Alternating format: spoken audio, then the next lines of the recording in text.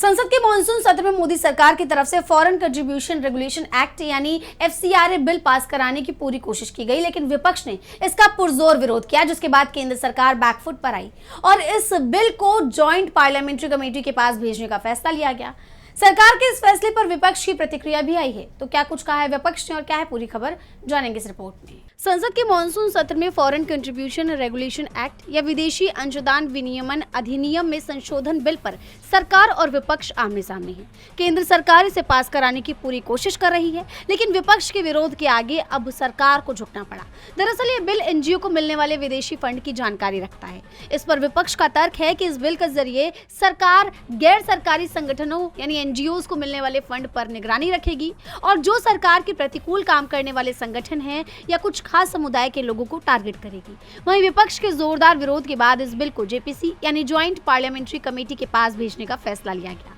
लोकसभा में केंद्रीय गृह राज्य मंत्री नित्यानंद राय ने FCRA बिल को संयुक्त संसदीय समिति यानी JPC के पास भेजने का प्रस्ताव पेश किया, जिसे पीठासीन ने पास भी कर दिया। प्रस्ताव करता हूं कि विदेशी अभिदाय विनियमन संशोधन विधेयक 2026 को इस सभा के 21 सदस्यों जो कि माननीय अध्यक्ष द्वारा नामित किया जाए और राज्यसभा के 10 सदस्यों जो कि माननीय सभापति द्वारा नामित किया जाए से मिलकर बनी दोनों सभाओं की संयुक्त समिति को सौंपा जाए। JPC में कुल 31 सदस्य होंगे, जिसमें 21 सदस्य लोकसभा से और 10 सदस्य राज्यसभा से होंगे। वहीं विपक्ष ने भी इस फैसले का स्वागत किया है।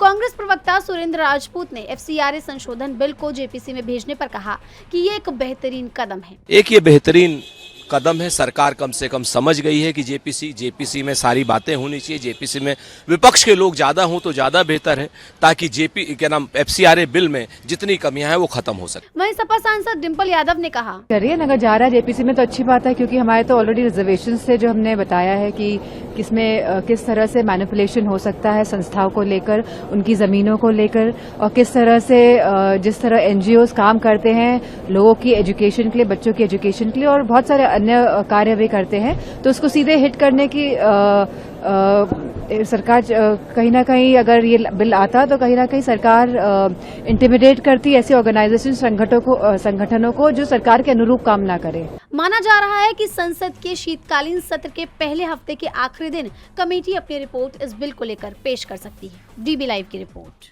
हमारे चैनल से जुड़े रहने के लिए YouTube पर टाइप करें DB लाइव, सब्सक्राइब बटन को क्लिक करें और बेल आइकन को दबाना न भूलें, ताकि खबरें आप तक पहुंचती रहें। देखते रहिए DB लाइव, क्योंकि यहाँ हैं खबरें लगातार।